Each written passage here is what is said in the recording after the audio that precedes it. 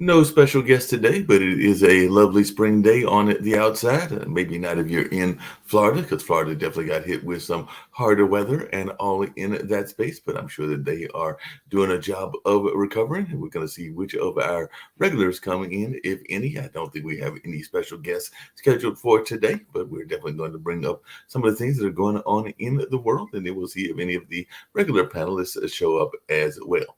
Otherwise, it might be an abbreviated edition of the World Edition. But let's see what's happening in the world and all in that space. Of course, there are still widespread protests in Paris as protesters are continuing to clash with security forces. And that is one of the things that we are definitely seeing. That protest has been now going on for 12 days. That's right. There's been 12 days of a national strike and protest against the pension reform that is taking place there in France. And apparently, French protesters stormed the headquarters of luxury giant LVMH. So that is one of the things that I was seeing in the news. And definitely, folks are still paying attention to what is going on in Ukraine. And apparently, they were saying that the leak actually was released on Discord, which I know is a very popular social media platform that people use to present a lot of information and do a lot of meetings and ways of addressing and communicating with people. So Discord is a very popular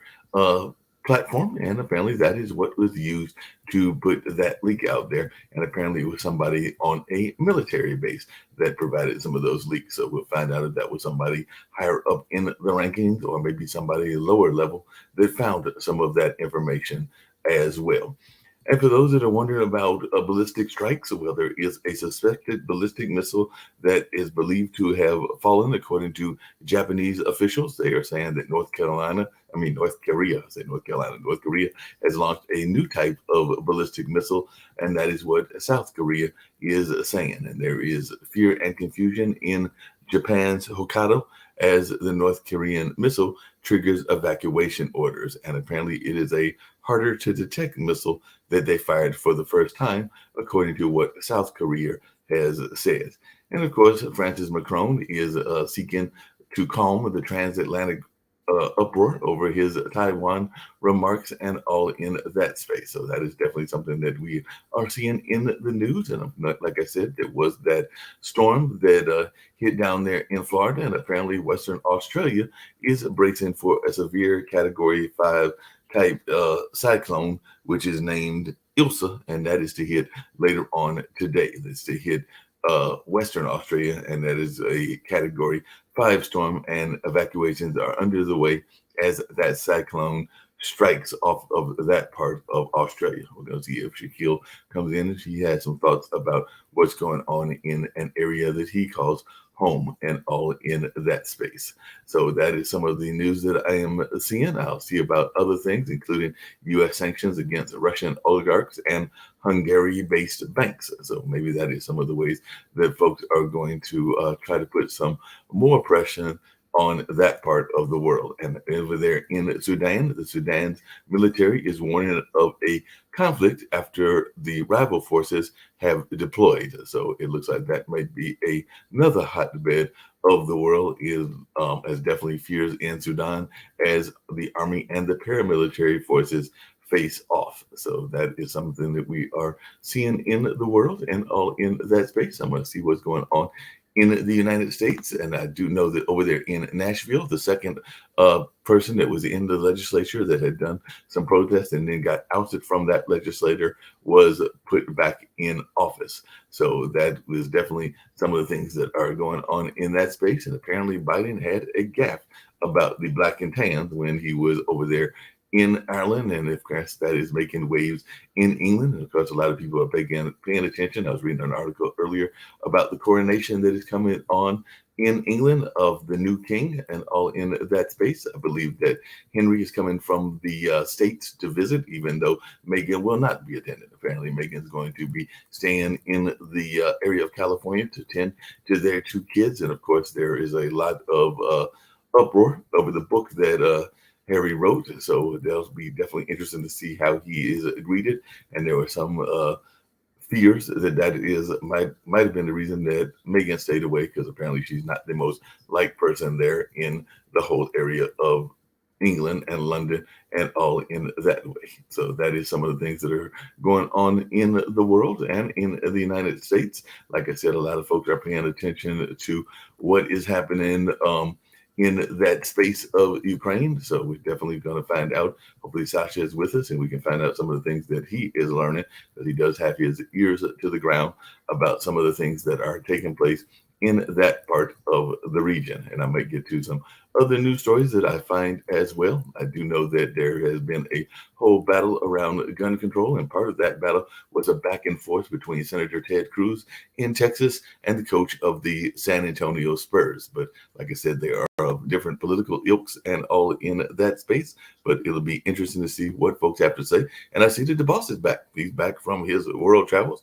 So maybe he's got some global news as well. So I've got Nick with me, and I've also got Dan Worthington with me as well. So Nick, how are you doing? How is life treating you? We've been trying to keep this ship running while you've been gone. Of course, we've had numerous guests, and I've had some folks that have brought some interesting insights from different parts of the world. We had Gifty while you were gone that came in from the UK, and we had some other global guests as well. As a matter of fact, there was a gentleman that is in the rare earth space, and he was actually, I believe, in Ireland, even though he is from, I want to say, England or one of those places as well. But he was on earlier this week, and then we've had a number of other guests. Well, you've been just going around the world and all in that space. And it does look like we had another school shooting, and this one was earlier in the late night or something like that, and that was at Northwestern University. I think, if I remember correctly. Northwestern University.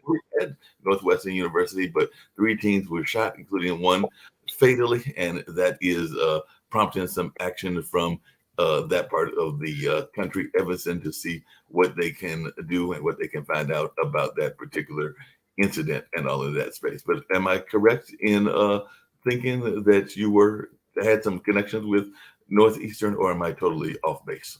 Yeah, Northeastern, not Northwestern. Sasha has also joined us, but I can give you an update on the areas I went to.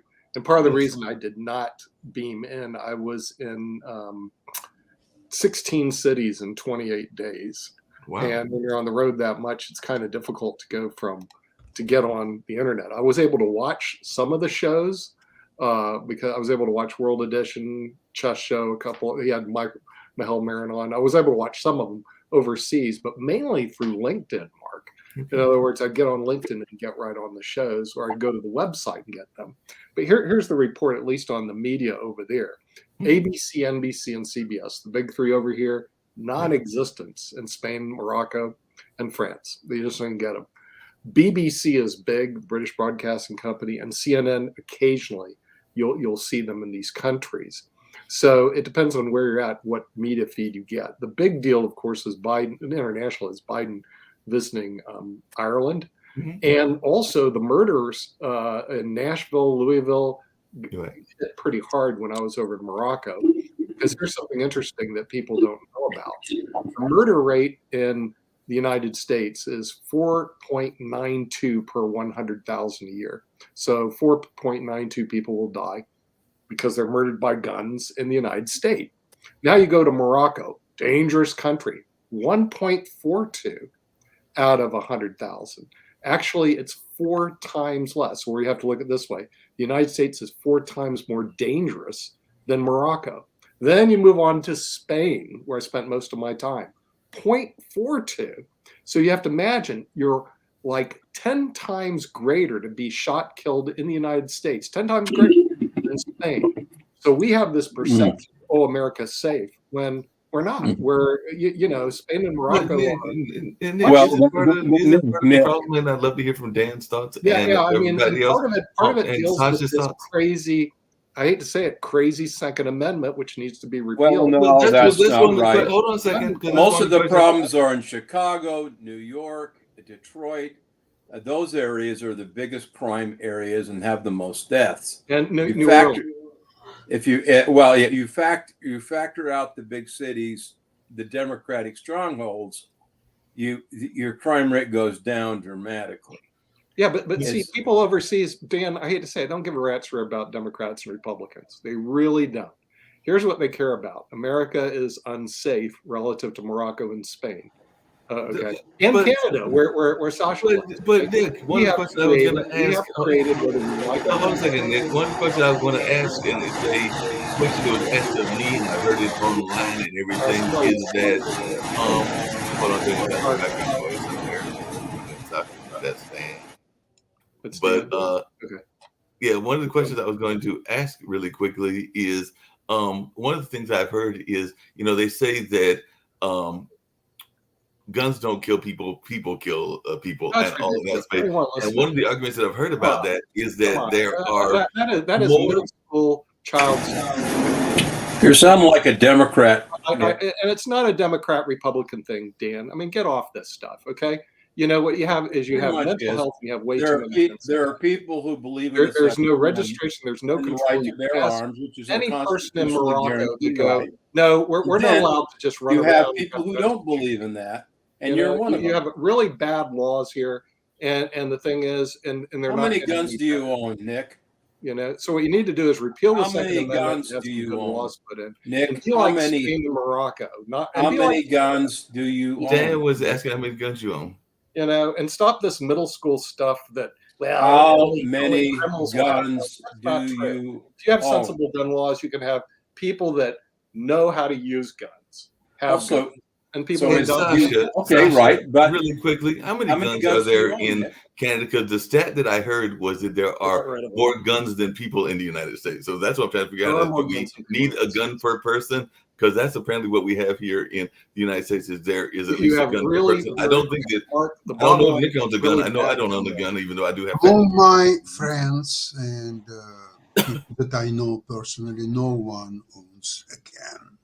But that's the problem. But I have distant relative in Pennsylvania who owns, I would say, arsenal of all kind of machine guns, just almost anything. And he barricaded himself in his house, so it's becoming a fortress. And in case it would be attacked, he's prepared to kill as many people as he is capable of, because before he would give up his own life. Wow. Yeah, I mean, and that's the attitude. And by the way, I don't mind people having guns like that. I used to have a whole arsenal from 30-30s to semi-automatic 45s, all this other stuff. Okay, but what we don't have is we don't have licensing, we don't have training, and we don't have insurance on those guns. Now, I don't mind these people having them, but you have to have a license, you have to have insurance, and you must have training, just like you do an automobile. We have none of that. Nick, any mental patient can walk in the door, buy a gun, and run out and shoot people. That's the United States of America. So that's the issue. And if you've got to get rid of the Second Amendment to do it, get rid of it. No, it's not the Second Amendment. It's a mental illness issue. And I agree that is the main issue. It is the main issue, right. Yeah, it's not the Second Amendment. It's mental illness. But this Second Amendment... No, but the thing is, the problem with the Second Amendment is it doesn't distinguish between mentally ill and non-mentally ill people in terms of purchases. Nick, I would like to appeal about the origins of Second Amendment. It wasn't invented by Moses or Jesus or any... Well, some people think it was. They think it came down from God. The Constitution. Well, it was one of the inalienable rights, right? I mean, no, I don't understand that. I really don't, because you can justify it 200 years ago when the Americans started to go farther west, and there was no governmental protection or any protection for that kind. So if you would open a shop and you would sell something, and say a bandit would come to your shop, give me your money and give me this and that. Hey, Satya. Yeah. Have you taken a look at our government and our our federal authorities lately. No, but it's not government and authorities are killing people, Dan. Come on. Well, These they are too. people They who are have too. easy access to Easy guns. access. Those The people kill. politicians are No. offing I don't buy people. that. So, unlike 200 years ago, there is no reason today why would people own guns. For No the same reason. reason, Because the you same feel reason insecure, that because they're the right to physically, bear arms because they're physically weak and they guaranteed cannot by the fight Constitution of the anybody United really. States. Oh, I have a gun. Okay, I'm gonna kill you. Sasha, This is a childish approach, absolutely. there are reasons to own guns. Like if you're hunting, you live out in the West. yeah. You know, Okay. Yeah, people can have guns in yeah, Canada that's what I'm for saying. the There's- same reason. But you Right. have And I have hunting rifles for that reason. Yeah, you have hunting rifles. you have to go through a lengthy approval in Canada. Exactly. And you Yes, have to get you have to do the same thing here. Yeah. Hey, isn't one of the biggest issues with guns, and I don't know what y'all's thoughts about this are, but from what I'm hearing, a lot of the incidences with guns, and Nick, correct me if I'm wrong, but I am not a lawyer. You and Dan are the lawyers on this particular panel, but I hear a lot of the gun shootings are actually accidental shootings. There are people that don't have There are some. their locks, and they are kids, and they get hold of the guns, and they do horrible things with those guns, sometimes to themselves, sometimes to others. And another one that I know that Kim is very much big on, and definitely it is very much of a big issue. And Dan pointed out the urban cities, but I've also heard that quite a bit of the violence that goes on in America is domestic violence. You know, it's a True. wife that gets mad at a husband or vice versa, and all in that space. As a matter of fact, there is a very famous case that is now hitting the news over the last several days because apparently the world famous comedian Steve Harvey was actually warned because this particular family person was actually on the Family Feud and said that one of the worst things that he did was saying "I do" to his wife, and then he went off and shot said wife, and all in that space. Sure. But that was definitely a case that is now making news because some folks are like, maybe you should have seen that as a warning signal from the fine folks that produce Family Feud and all of that. And I don't know that they even... Well, they don't have a responsibility for what the dude does to his wife. Yeah, but at the same time, Mark, you're pointing out domestic violence. Like I live in a very a country club community called Briar Creek here, as you know. It's supposed to be real nice. We had 2 murders in 3 years that I lived here. Both were domestic, and then we had 1 shooting also as well. But let me tell you what we don't have. We don't have licensing, and they need to be licensed. We don't have forced training like you do on an automobile. Every year I have to have my automobile inspected. We don't have that. And we don't have insurance, okay? Add those 3 factors in, and it'll change the dynamics of what you have. First of all, you have to get properly licensed, just like an automobile. Next, you have to buy insurance. I bet Dan has no insurance on his guns right now. So if something bad happens, too bad for everybody. Yeah, I actually do. You do? Well then you're 1/3 of the way there. Okay. And I've also had the gun training. So okay, and then training. Okay. I've had the training and I'm licensed. Okay, so he's perfect to have one. See, I have no problem with that because when I had my arsenal, and I had an arsenal like what Sasha's describing, semi-automatic 45s. I had many semi-automatic 22s. I had 30-30s. I had all sorts of guns out there, shotguns and stuff at our lake place. What happened was that people would come by, and I could see they said, "Well, none knew how to use a gun. They didn't know how to handle a gun, but they all thought they did." And so this is what we need. Yes, Kim, the other person. Hi, good morning. Welcome back, Nick. Yay! Yeah, sorry, I was not able to get on many shows because I was in 16 cities in 28 days. I know. Around the world in 188 days. Hey, Nick and Kim, I brought up domestic violence and everything. But if you protest against guns, apparently you get banned and then you get reinstated. Can I interject on this conversation for a minute with a statement from a sheriff of a recent crime? If anyone can shed light about what the real problem is, it's a real subject matter expert. And this is a person who fights freaking crime every day and just had to deal with a triple homicide with juveniles committing this. And so I want you to hear what he has to say, because anything we say, to me, you know what, we can have all the opinions in the world. He's the one who has to fight. And he shares what his biggest problems are in his fight to bring justice and to find and solve the crimes. And I want to share this with you guys, if you give me a minute, because his statement was very profound. I was just blown away with how calm he was given his situation. And they're still looking for the third suspect, which is a juvenile, but his hands are continuously tied because of our laws. So I'm going to play this for you because it's just amazing.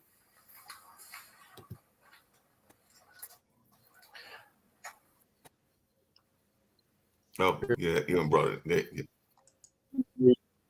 Because of a very extremely tragic incident that has occurred. Isn't it showing? But on the other side of the coin, a conclusion to that.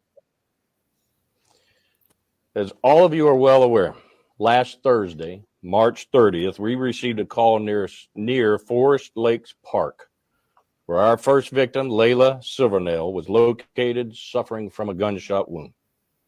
She would later succumb to her injuries. The following morning, we responded to a location about a half a mile away and located a second victim deceased on the side of the road from an apparent gunshot wound. Then on Saturday, April 1st, my deputies located Layla's car abandoned and partially submerged in a pond about 9 miles from the location where she was found. My investigators located the third victim inside of the car. And I'll tell you, because you've been asking me for specific details. She was located in the trunk. Now, I want to clear up before we get into those details. Based on the interviews, digital evidence from her phone, she was there of her own free will. Now, I'm going to start off by thanking all of the entities. If there's ever a true example of law enforcement, communities coming together and a almost perfect collaboration to come to a conclusion in a week on a triple homicide is truly amazing. Those entities include the FBI, FDLE, U.S. Marshal's Office, and in my opinion, probably the best state attorney in the state of Florida for the 5th Judicial Circuit, Bill Gladson's assistant state attorneys. OPD, my deputies, detectives, forensic professionals, and our citizens, who are truly amazing. Now, this one's going to come a shock to you. That includes you, the media. You helped us of getting information. My emotions right now are all over the place because I am so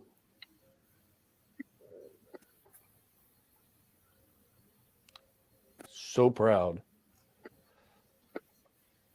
of my guys and girls.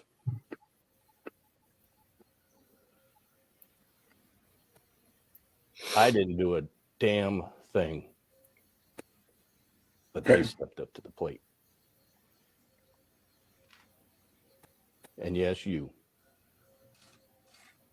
put information out there, and I'll admit this, you wore my ass out of interviews, you hounded me, but don't ever think I didn't use you as well to get the information I needed. Now, the investigators were able to determine that this group of juveniles were involved in committing burglaries and robberies, which they were referred to as a lick.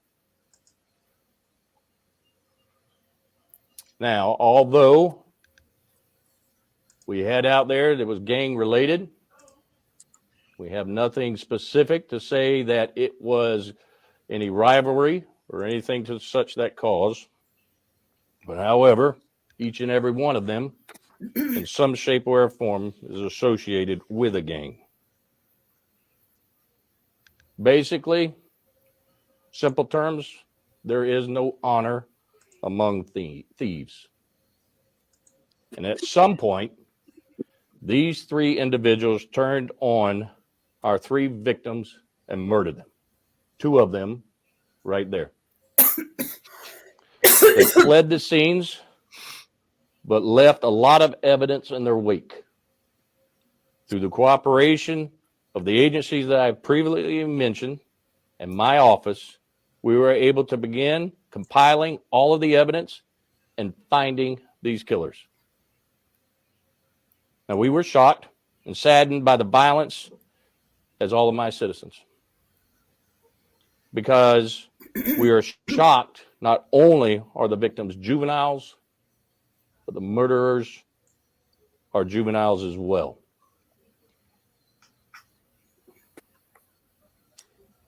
I know each of you in the media here and viewers out there probably heard us in law enforcement or even in community events talk about what is the problem.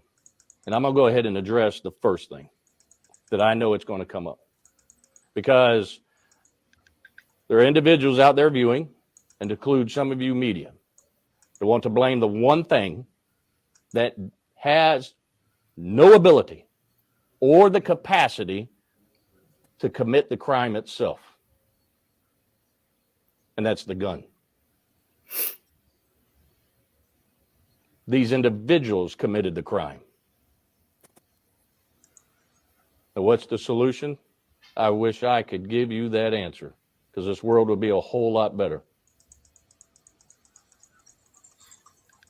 But the fact is, society fails it.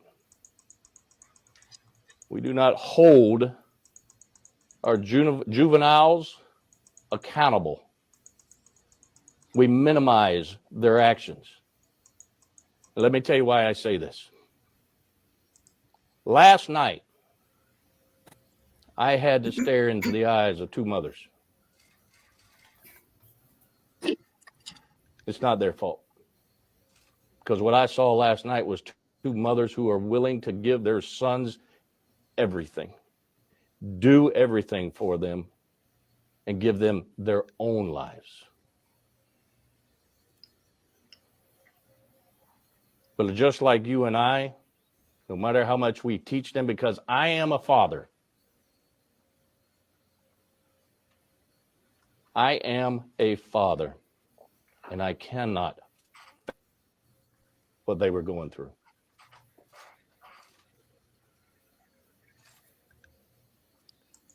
These mothers and mothers across this nation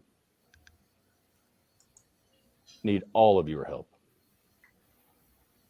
Because here's what infuriates me. I've got a particular media who has a problem with putting photos of juveniles out. Now, we do it what the law says we can do. Put these photos out. I put myself in the shoes of those mothers because I heard one of them say it. I wish I would have known what this one was doing and who they were, because my kid never would have hung out with them. And to think and believe, to minimize any actions that is criminal of a juvenile is a disservice, and frankly, stupid to think. We need to hold them accountable. And then hope that we can change them.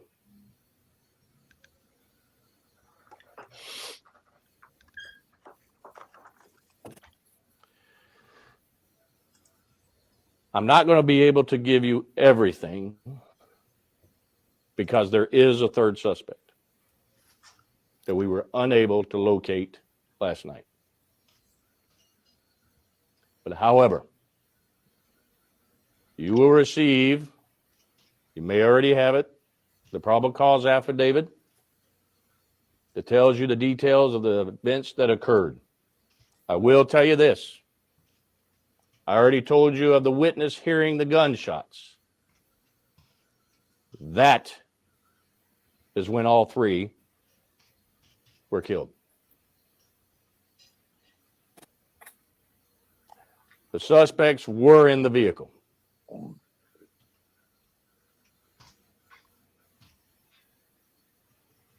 This individual, who is a juvenile also,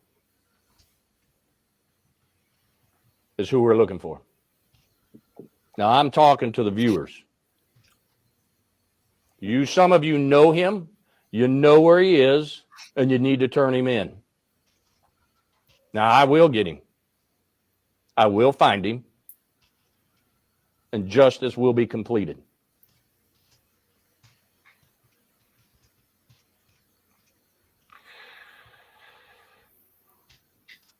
As you can imagine, my thoughts are all over this page right now.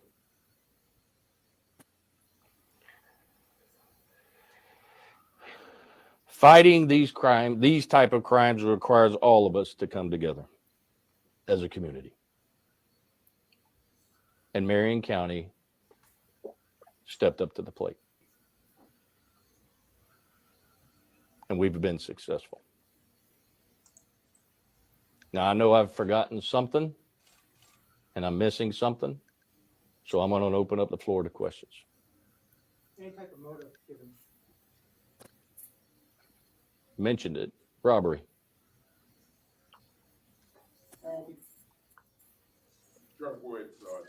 Go to her first. I want to clarify. I know you said the suspects were in the vehicle. So are you saying all 6 were in there at one time? Yes, ma'am. And so the 3 in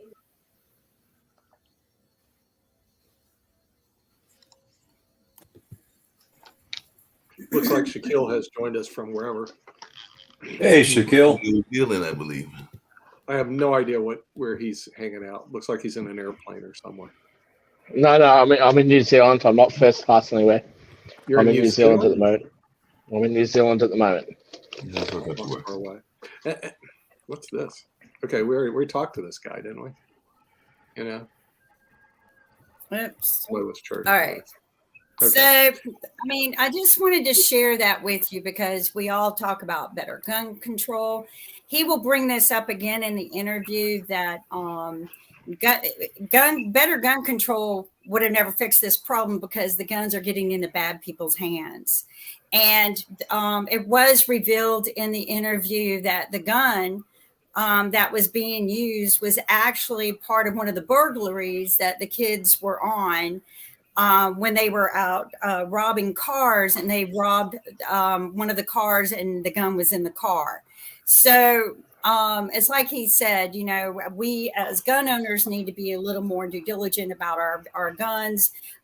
So many of my friends, you know, have been teaching me about the gun that I have, but they teach you, you know, if you're going to leave it in the gun, lock it. They've got special lock Right. mechanisms that you can build into your put 'em in car. lock.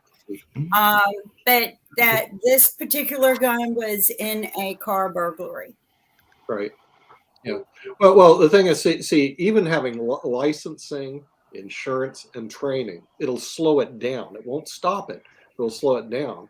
It's like a disease. You're going to slow down if you have that. First of all, when you do get a license, you have to pass a not only a training, but you also have to pass a mental evaluation to even have a gun. Then you have to have insurance on it. Why? Because when this stuff like blows up, there's victims all over the place. Well, in the first round of getting a gun license to buy a gun, you don't have to take any training. You can just get a license to go buy a gun. Now you don't have to have that in North Carolina. That was removed while you were on vacation. Yeah, well, So- that's what I'm saying. The United Can, States. can I just weigh in on this for a moment? And just so you guys know, I don't know why, but you guys are frozen on my screen, so hopefully you can hear me. We can hear you. Thank you. Let me just say something. So I'm obviously a foreigner. When I come to America, I'm a documented alien. I've never actually gone to a country that is more divided across economic lines and also across racial lines. I've never been to a country where I will look at something and go, wow, that's really cool. I love America. And as soon as I say I love America, I will have 8 people or 10 people just descend on me and tell me everything that's wrong with the country. There's a level of division in the United States that I think breeds hatred towards other people. And look, I don't live there. Maybe there's good reasons for that. I don't know. But there's this level of hatred and there's this level of, like, if we talk about gun laws, there's a group of people in America that say, as I have said previously, every American should learn how to fight. Every American should learn how to shoot a gun. You know, this goes back to the Magna Carta. It's your Second Amendment. You should absolutely know how to shoot a gun. And then we have other Americans that go, guns are the problem. You know, all those people that have guns, you know, they're the nemesis of the country. And what we don't see, in my personal opinion, looking at it from the outside, what we don't see is any sensible conversation about what to do. And what invariably happens, and this will be one of the few times I think Mark will agree with me, what inevitably happens is you'll look at a situation like what's just happened here, and you'll get a part of society that says, this is terrible, this is the problem with guns, this is why we should have more gun rules. And we'll have another part of society that says, well, they're black. The 13 and 17-year-old kid that did this, they're both black. So it's not actually a reflection of America. It's just a reflection of black America. And they'll just blame that part of your community or that part of your society, and they'll just ignore the problem. And personally, I love America, so I think America is better than that. But that's what the United States tends to do. They tend to isolate it down to some other issue and ignore what's really going on. And I think that's a great shame, personally. Hey, Nick, quick question for you and everything. And Shaquille may be shocked at this and everything. You heard me earlier. Well, I hope you agreed with me. I definitely agree with you. But you heard me earlier mention the case of what was going on with the domestic violence case. And I do think domestic violence is a very major issue, even in the gun control debate and all in that space. The contestants that were on Family Feud, and we saw the pictures of the gentleman, and I'm not saying it's not a problem in the African-American community, including black on black crime and everything, but that gentleman in that family, as you recall, what race was he? Was what? What race was he? I have no idea. I didn't hear about the Family Feud dispute overseas. And that's one of the things. A lot of times the media doesn't highlight it, but that contestant was actually a white contestant. He was a white contestant on Family Feud, but that was kind of like blown under the water. There was the whole conversation about him being on Family Feud and the fact that he actually had said that he almost gave his motive many years later. Yeah. But I'm just saying that the two things we heard overseas was the Nashville shooting and the Louisville shooting. Mm-hmm. I don't know what race they were or anything like that. They didn't really bring it up because racism is not big in Spain and Morocco. It just isn't. Well, the thing is, really? If you want to say the Berbers are different than the it's rampant. The Tingents or something like that, maybe so, but basically it's not like in the United States. It's a big conversation. Yeah, let me upset Dan for a minute, and let me shock Mark. Okay, just for a moment. Boy, that'll be so. Normal. So, yeah. Well, I try. You're not going to upset me. That's normal. I try. I try my best. Just south of you is South Carolina. Mm-hmm. I assume South Carolina is south of North Carolina. Yes. And you had the Murdaugh, the Murdaugh situation just recently. Yeah, that's right. And nobody in media, certainly nobody in Australia media or British media or European media, said, "Oh, look at these white people, because of money, they shot each other. But I bet if it was a black person, I bet if Murdaugh was a black guy who shot his black son and his black wife, oh, we'd hear all about it. And we'd hear, well, you know, they commit 50% of the murders, or only 30% of the population. Like, we would hear all of that, right? I kind of doubt and we'd it. hear with not at all, not at all, Dan. Because how is it that I? Yes, if still involved the same socioeconomic situation, and in fact the guy's a lawyer. Yeah, I think you'd. Yeah, Probably he was a hear lawyer about it. too, Dan. So But yes, Dan, but you wouldn't hear about it if it were otherwise, because the Dan? media really doesn't accentuate family black on black crime. They don't report it frequently. No, Dan, I'm sorry. I'm sorry. I look. People describe me, Sasha especially describes me as being a right wing Republican, which I say I'm definitely not.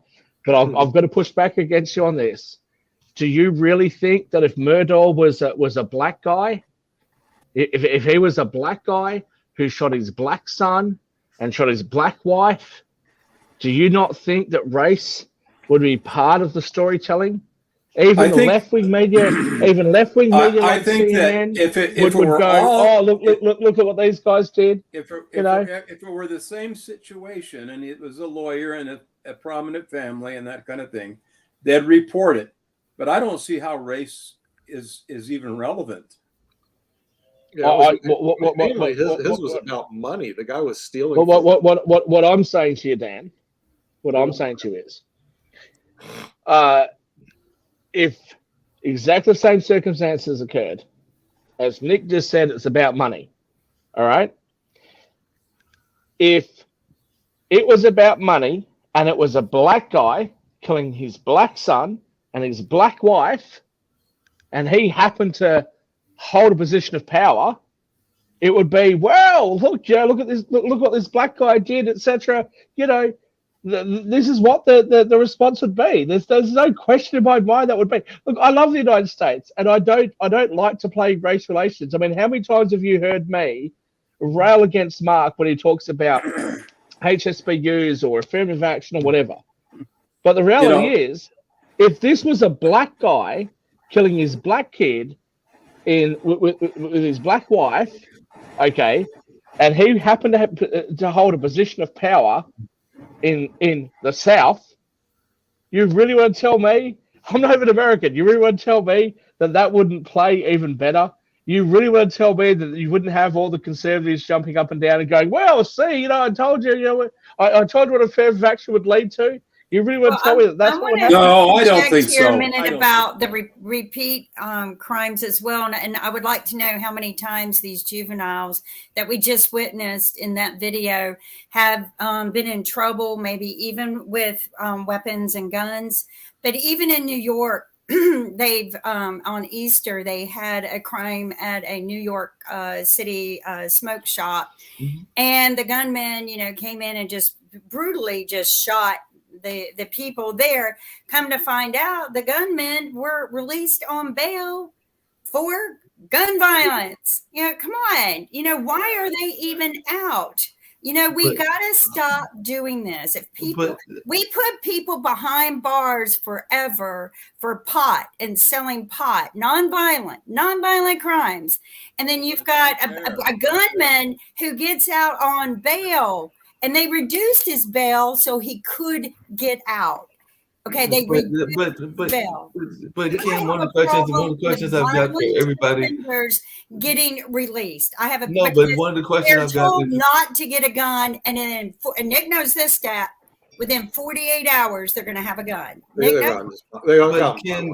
Kim and Nick, across the board, stat, Nick. I was actually watching last night one of those crime shows, and there are plentiful, those real true crimes and everything. And I think this one was set in like Wyoming or somewhere like that. And it was actually somebody that was on a hunter ranch, and he was killing some of the things out there off season. And the warden and some of the other, I'm not the warden, but the sheriff and some other people came out there and addressed him. And then he later killed, I think, both the sheriff and his friends and everything. But one of the questions I had was there were definitely some warnings that were given to him, and he was getting very adamant and all in that space. By the way, that was a white gentleman that was out there in Wyoming and all in that space. But my question is, how much is and I actually heard the sheriff that you played mention this, how much is the media accentuating the love of guns and the love of whatever is going on, whether it's those true crime shows? I'm not going to say that I wasn't watching it. I'm watching it now for 2 or 3 days, or whether it's Law and Order, or whether it's a number of other shows. How many shows are out there that are actually games? Mark, video games. How many video games influence the juveniles to be violent with guns? I know Jatova, if he were here, he would argue this. But where else are they getting the idea, other than just hanging out with the wrong people, like the mother, was saying? But where else are they learning the use and capacity of a gun, and the use of violence of it? Games, video games, and TV shows. TV shows? They don't even shoot right. They shoot sideways, which is I know, but you have to imagine. Which is actually on video games. You're going to see people doing this on video games. Yeah, the video game industry is complicit. So let me just ask you a question. Let me ask you a question here. Okay. Let's say that I come to America and I just completely make something up. I just decide I'm just going to make something up. Okay. And I ring the police, ring 911, and I say, Nick Palavita punched me in the face. Like, I was just talking to him. We were at a restaurant, and where the cameras weren't viewing, he punched me in the face. You better have a black eye. Right? Well, I'm black already. Nick better have bruises on his knuckles, because they look for that. I do know this. So I say to the police, look, I'm just a tourist. Like, I'm just over here on holidays, and like out of nowhere, he just punched me in the face. And is he sober? Is he sober when he does it? Leave that. Well, I don't know. He might be a bad Mormon, Dan. But let's just leave that aside for a moment. And let's just say that I have exactly the same. I have exactly the same scenario, but I say that Mark Lee punched me in the face. I was just hanging out with Mark Lee, and I'm just a tourist. I don't know. I don't know what's happening, and I was just talking to Mark Lee, and he punched me in the face. Mark wouldn't do that. I hate to say it, but I actually think that the police would investigate more if I said that Mark Lee punched me in the face than if I said that Nick punched me in the face. And and in both situations, they would only investigate it properly because I'm, in their eyes, somebody important. That's not right. So we take this scenario that you guys are talking about. Yes, a 12-year-old and a 17-year-old black kid did something that's really terrible. There's 3 of them. They won't even say how old the other one is. Yeah, but the third one hasn't. I know, but the third one hasn't been named. So, or hasn't been. They can't because it's a juvenile. They can't. Okay, but we've got a 12-year-old and a 17-year-old. Both of them are black. Okay, that's what's been identified. The crime's horrific. How many crimes like that have occurred where there's some white kids involved? Now, I can tell you, looking from a distance, if you ask me a case where some very, very young people were involved that look really, really young in America who were sentenced to life, the first case I'm going to come up with, and again, as much as I love America and I spend time in America, I'm not American. I don't know everything that's going on over there. The first case that I'm going to come up with is the 2 King boys, because they looked so young, right? You look at them, you're like, oh my goodness, like you guys are just little kids, right? Now, 90% of the juveniles that are sentenced to life without the possibility of parole are black. Mm-hmm. And I hate to say this, but if you ask me to name 2 black kids of the same age, that were sentenced to life without parole, I can't name them. I actually can't name them. And as you guys know, I'm not one to play race politics. I'm not one to go down the woke path. I find it offensive. But there are certain things that you just can't look past. And I think this is one of them. And the Murdaugh case in South Carolina is one of them. If Murdaugh was black, this would be a whole different argument. The media coverage would be completely different. And that's just the reality. And I think that we as society across the Western world should start to recognize, one, where we have prejudice, but two, we should recognize that sometimes our attempt to fix prejudice, which is now going to be something that Mark doesn't agree with, sometimes our attempt to fix prejudice by affirmative action or HSBUs or whatever you want to do is sometimes counterproductive, in my opinion. We need to make sure that everybody recognizes if you're going to be a part of our society, we all have to do the same sorts of things. We all have to respect the same sorts of laws. Well, one of the things that I was going to add to what you're saying, and I didn't disagree with everything that you said, maybe about the HBCUs, and definitely they've got some trained some. I had to give you something to disagree, Mark. But one of the other things that I was going to say that you didn't get to, which I think is an important part of the conversation, is underreported, way underreported, and I can say that because my younger brother is involved in it, but I also have many friends that are involved in it as well, is that how many of us actually pay attention to those folks that went down the quote unquote wrong path that are actually doing the positive work of actually trying to correct that and to try to get people to not make the mistakes that they made. I can name of at least several here in the Durham area, including Mike Anderson and his Polished Soul and Otis Lyons and a number of others that are actually doing the work to reach kids that are about to make the same mistake that they made because they recognize that they made the mistake, sometimes even serves prison time and all in that, and they're actually doing aggressive work, and that's around the country. That's in places as far away as New York and a number of other places. Mark, and I want to share this because it's only fair. In our own backyard here in North Carolina, there are 2 white males, and there's a 3rd female involved as well, which they're kind of letting go, but we're involved in shooting and killing a innocent young juvenile black male. And if social media had been the AI filter it should be in putting people in jail for violent posting, they were posting all kinds of violent things. They got a gun, they're, the KKK of Franklin County, just all kinds of things. So, I mean, if we had been using AI to do preventive measures, maybe that crime would not have occurred. But the thing is that you're absolutely right, Shaq.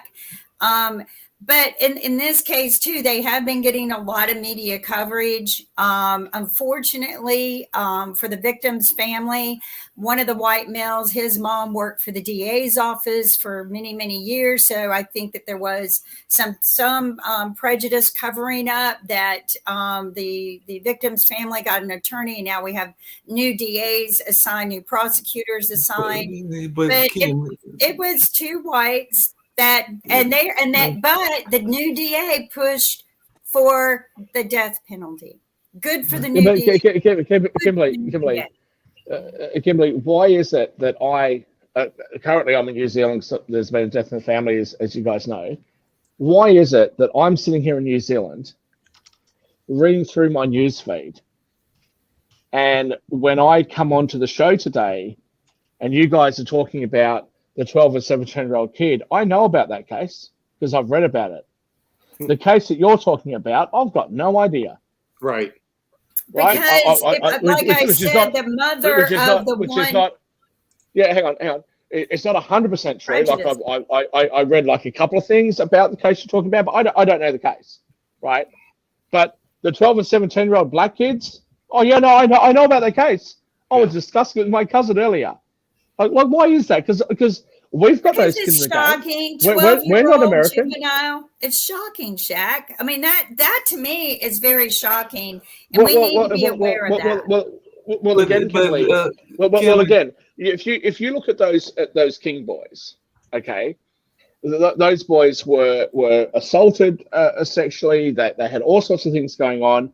I actually feel really bad for them. And the younger one, the younger kid, he looked so young. Like watching him in court, like he just looked so young. But 90% of the cases where they got life without parole were black. I can't actually think of a case off the top of my head. I can't think of a case where the two offenders are black. I can't think of a case where I watched the trial, where I knew about it. Forget about America. Here I am on the other side of the world. Why do I, from the other side of the world, know about the King boys, but I can't think of a single black kid that got sentenced to life without parole? Why is that? There's something wrong. No, there's. I don't want to call. I would never call America racist. I won't call America racist. I don't agree with Mark when he talks about systemic racism. I don't believe that. I really, really, truly, honestly don't believe that. But there are circumstances that are so pronounced that you can't look against it. That you can't like make an excuse for it. Where you have to like look at it and go, this just isn't right. And I want to add something, that there is a concern in our society of 12-year-olds committing murder. They won't even post his photo here because he is a juvenile, but a 12-year-old went and shot his neighbor that he used to know and play video games with and have fun with, because the neighbor would not sell him a gun. So, I mean, it's hold on a second. I gotta come back. The crimes that are going on with 12-year-olds. It's crazy. 12-year-olds are doing some crazy crimes and everything. And like I said, there's various reasons that might be going on. But Shaquille just basically countered his own argument, because he just said that there is systems that are going on that are examples of systematic racism, because he just gave you statistics around what's going on in the judicial system. Exactly. That is totally systematic racism. So you actually just countered your own argument, because there is systematic racism in the judicial system. You just basically said that. No, not at all, Mark. Not at all. And I want to make this. I want to make this point very, very clear. We joke around, we laugh around, we say a lot of things on the show. I want to make this point very, very clear. I don't think that any country or the world, or if we're going to talk specifically about the United States, does not have issues in relation to race that are very problematic. I don't believe that. Okay. I certainly believe that outside of my own knowledge as somebody who's a person of color, that the issues that face Black Americans are totally different to what I'm ever going to be able to relate to, but they're not completely dissimilar. What I have a problem with is some of the attempts to fix it. So things like affirmative action, I have a problem with. I have a problem with it because I think it makes the matter worse. I have a problem with people who, in my opinion, use the color of their skin as an excuse for the things that they do. There's no question in my mind that there are issues that face America. There are issues that face the rest of the Western world. But I do have a problem with people that blame racism for every problem that they have. Okay, that to me is a real problem. If I play chess with Sasha, and Sasha looks at me and says, "You know, Shaquille, I really like you." And this is not something he's ever said. "I really like you, but you're a terrible chess player. You're hopeless. You're never going to be a master. You're just a dreadful chess player." If that's his opinion, that's his opinion. For me to say to him, "Well, I think that you're only saying that because I'm not white," is ridiculous. It's offensive to him, and it's most of all offensive to me. when Sasha says what he does say about me, Shaquille, you're a really good chess player. I wish you would study the game, because if you study the game, you'd be so much better, right? But you're actually really good. You really attack, and you're really good. I just wish you would study the game a bit more, right? When he says that, do I say, "Oh well, Sasha, you don't think that I'm perfect? You think I should attack more? Should I learn the Ukrainian moves more? If you teach me the Ukrainian opens, well, you're just imposing your white opens on me, and I'm not white." That would sound ridiculous. To everybody here, that sounds ridiculous. And to me, that's what's being said by a lot of people of color in the United States. So I'm not against black people. Mark, of anybody, I'm not against black people. I don't fully understand the issues. I do sympathize with them, but I really hate when people use the color of their skin as a crutch or as an excuse. I think it's wrong. You can say it's a crutch, but there are institutions, and I know we're coming up on the hour, and you just mentioned one of them, that being the judicial system. We can talk about the housing system. We can talk about even some of the school systems that have to be addressed and have to be corrected because they have issues around. And I will agree with something that you say regularly. It is not always race. It is sometimes race. Mark, you can't be interconnected and everything. Mark. 1 second, we got to wrap up, and that's what Kim. Yeah, okay. Let me just say this, Mark. Let's say that you and I agree that the education system is a problem in as far as how it treats people of color versus how it treats white people. Let's just say that I agree with that, which I don't, but let's just say that I do. Does removing standardized testing fix the problem? Does reducing the passing grade solve the problem? Of course not.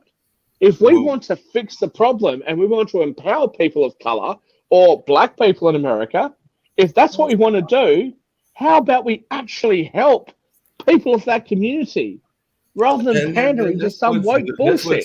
That's what several people are doing. That's what several folks that I just named here in the area are doing. We can have a whole conversation because, as y'all know, that's one of the companies that I work for. So standardized testing is got all kinds of issues that aren't necessarily around race, but it's around the way that they are structured. So we can have a whole conversation on standardized testing in that space. But we're going to wrap up. Baby, you and I will talk forever, but those two white founders, Kim and Nick, they're trying to wrap us up. So we'll let them wrap us up, and you and I can talk after. We'll have to discuss that tomorrow. But I can press the magic button.